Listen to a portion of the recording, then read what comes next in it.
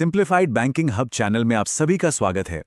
तो आज हम लोग म्यूचुअल फंड्स की दुनिया में थोड़ा और गहरा उतरने वाले हैं और समझने वाले हैं कि किसी भी इन्वेस्टमेंट का जो असली प्राइस टैग होता है ना, वो आखिर होता क्या है।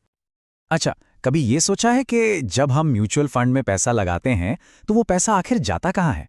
और सबसे ज़रूरी बात, उसकी वैल्यू, उसकी कीमत, वो तय कैसे होती है? चलिए, आज इसी पहेली को सुलझाते हैं। एक काम करते हैं, इसको ना एक बहुत बड़े पिज्ज़ा पार्टी की तरह सोच कर देखते हैं। अब जैसे किसी पार्टी में सारे दोस्त मिलकर पैसे डालते हैं ताकि एक बड़ा वाला पिज्ज़ा आ सके, है ना? बस म्यूचुअल फंड भी कुछ कुछ वैसा ही काम करता है। तो अगर इसकी थोड़ी फॉर्मल परिभाषा देखें तो म्यूचुअल फंड एक तरह का कलेक्टिव इन्वेस्टमेंट है।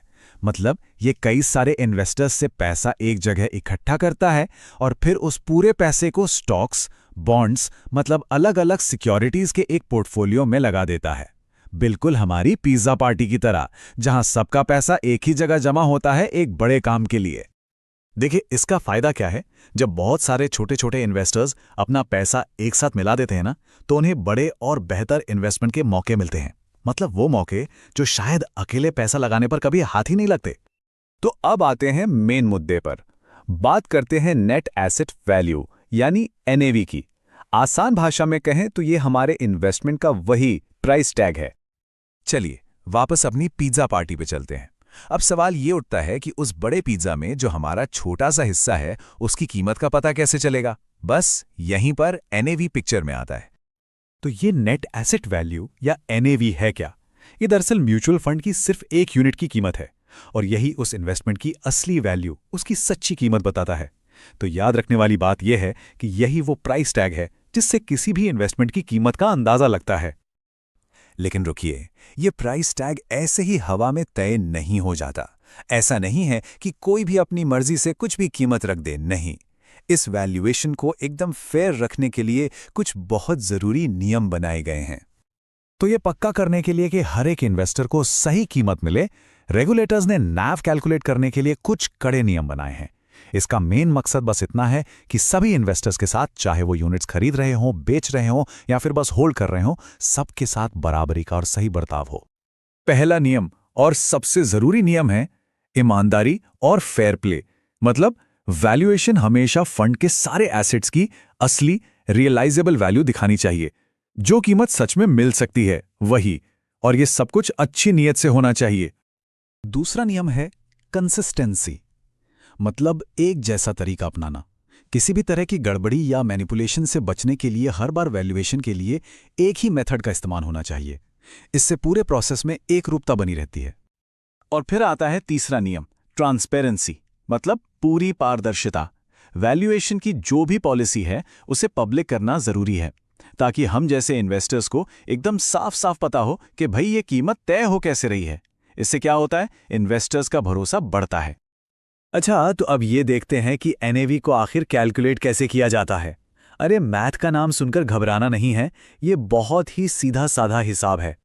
देखिए, NAV का फॉर्मूला बहुत आसान है। स्टेप 1, फंड के पास जितने भी इन्वेस्टमेंट्स हैं, मतलब सारे एसेट्स, उनकी मार्केट वैल्यू को जोड़ लीजिए। स्टेप 2, अब इसमें से फंड के सारे खर्चे और कर्जे यानी लायबिलिटीज को घटा दीजिए। स्टेप 3, जो रकम बची वो है फंड की नेट एसेट्स। और आखिरी स्टेप, इस नेट एसेट्स को इन्वेस्टर्स के पास मौजूद टोटल नंबर ऑफ यूनिट से डिवाइड कर दीजिए। बस आ गई एक यूनिट की एनएवी, है ना सिंपल। तो अब ये सवाल उठता है कि फंड के एसेट्स में आखिर आता क्या क्या है। देखिए, इसमें शामिल हैं स्टॉक्स की वैल्यू, बॉन्ड्स की value, money market instruments, fund के पास जो कैश पड़ा है वो, और हाँ, वो डिविडेंड या इंटरेस्ट भी जो फंड ने कमा तो लिया है पर अभी तक हाथ में आया नहीं है। और दूसरी तरफ फंड की लायबिलिटीज क्या होती हैं? आसान भाषा में ये फंड को चलाने के खर्चे हैं, जैसे कि इन्वेस्टमेंट और एडवाइजरी फीस, मार्केटिंग और सेलिंग का खर्चा, ऑडिट की फीस, कस्टोडियन फीस और इस तरह के दूसरे भी जो भी खर्चे बाकी हैं। तो यहाँ एक बहुत ही सीधा सा कनेक्शन है। जब फंड के इन्वेस्टमेंट्स अच्छा परफॉर्म करते हैं, मतलब प्रॉफिट कमाते हैं, तो फंड के टोटल एसेट्स बढ़ जाते हैं, और जब एसेट्स बढ़ते हैं तो जाहिर सी बात है हर एक यूनिट की एनएवी भी ऊपर चली जाती है। मतलब सबको फायदा।